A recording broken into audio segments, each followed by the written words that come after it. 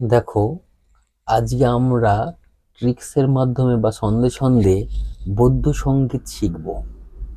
কোথায় কোথায় বৌদ্ধ সঙ্গীত হয়, ঠিক আছে? 4 জায়গায় হয়। তো কোথায় কোথায় হয় সেটা আমরা ছন্দের মাধ্যমে জানবো। দেখো, রাজার বিয়ে পালকি করে, এই কথাটা মনে রাখলেই আমরা এই কোথায় কোথায় বৌদ্ধ সঙ্গীত হয় সেটা পুরোপুরি মনে রাখতে পারবো। রাজার মানে হচ্ছে রাজগৃহ, বিয়ে মানে বৈশালী, পালকি মানে হচ্ছে পাটালিপুত্র, করে মানে হচ্ছে কাশ্মীর। তাহলে কি বললাম?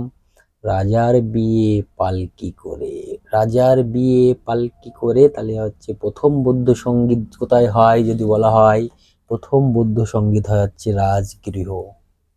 তারপরে যদি বলা হয় দ্বিতীয় বৌদ্ধ সঙ্গীত কোথায় হয়, বৈশালী। তৃতীয় বৌদ্ধ সঙ্গীত কোথায় হয়, পাটলিপুত্র। চতুর্থ বৌদ্ধ সঙ্গীত হচ্ছে কাশ্মীর। তাহলে আমরা এই কথাটা বারবার মনে রাখার চেষ্টা করব। রাজার বিয়ে পালকি করে, রাজার মানে রাজগৃহ, বিয়ে মানে বৈশালী, পালকি মানে পাটালিপুত্র, করে মানে কাশ্মীর। তাহলে রাজার বিয়ে পালকি করে, রাজার মানে রাজগৃহ, পালকি হচ্ছে পাটালিপুত্র, বিয়ে হচ্ছে বৈশালী, আর করে হচ্ছে কাশ্মীর। বুঝতে পারছো সবাই? আবার দেখো, রাজার বিয়ে পালকি করে, তাহলে প্রথম বৌদ্ধ সঙ্গীত হচ্ছে রাজগৃহতে, রাজগৃহ। দ্বিতীয় বৌদ্ধ সঙ্গীত হচ্ছে বৈশালী, তৃতীয় বৌদ্ধ সঙ্গীত হচ্ছে পাটালিপুত্র, চতুর্থ বৌদ্ধ সঙ্গীত হচ্ছে কাশ্মীর। তাহলে কিভাবে মনে রাখতে হবে? রাজার বিয়ে পালকি করে, রাজার হচ্ছে রাজগৃহ, বিয়ে হচ্ছে, বিয়েটা হচ্ছে বৈশালী, পালকি হচ্ছে পাটলিপুত্র, করে হচ্ছে কাশ্মীর। তাহলে আমরা এইভাবে মনে রাখবো, রাজার বিয়ে পালকি করে, রাজার, রাজার হচ্ছে রাজগৃহ, বিয়ে হচ্ছে বৈশালী, পালকি হচ্ছে পাটলিপুত্র, করে হচ্ছে কাশ্মীর। ভেরি ভেরি ইম্পর্টেন্ট, প্রায় এক্সামে থাকে। হ্যাঁ, যে প্রথম বৌদ্ধ সঙ্গীত কোথায় হয়, রাজগৃহ। যদি বলে তৃতীয় বৌদ্ধ সঙ্গীত কোথায় হয়, পাটালিপুত্র। যদি বলে চতুর্থ বৌদ্ধ সঙ্গীত কোথায় হয়, কাশ্মীর।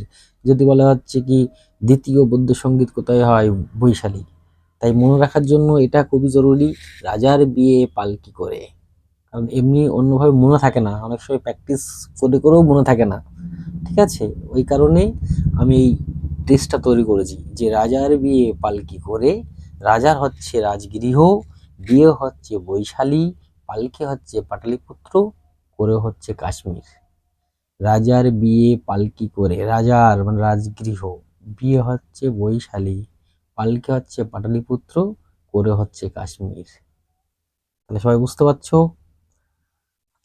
তাহলে বৌদ্ধ সঙ্গীত কোথায় কোথায় ঘটছে? প্রথম বৌদ্ধ সঙ্গীত হচ্ছে রাজগৃহে, দ্বিতীয় বৌদ্ধ সঙ্গীত হচ্ছে বৈশালীতে, পালকি হচ্ছে, তৃতীয় বৌদ্ধ সঙ্গীত হচ্ছে পালকিতে মানে পাটলিপুত্রে, চতুর্থ বৌদ্ধ সঙ্গীত হচ্ছে কাশ্মীর। রাজার বিয়ে পালকি করে। এইভাবে মনে রাখো, মনে থাকবে। এই ট্রিক্সের মাধ্যমে জিকে আমি আবারও আনবো, ঠিক আছে? তোমরা লাইক, কমেন্ট, শেয়ার, ফলো এগুলো করো, ঠিক আছে? আর দেখো, বারবার দেখো। হ্যাঁ, যত দেখবা তত বুঝবে, ঠিক আছে, যে কিভাবে কিভাবে হচ্ছে। দেখতে হবে, দেখলেই মানে মুখস্থ করা লাগবে না, দেখলেই মনে পড়ে যাবে যে রাজার বিয়ে পালকি করে, রাজার রাজগৃহ, বিয়ে বৈশালী, পালকি মানে পাটলিপুত্র, করে কাশ্মীর।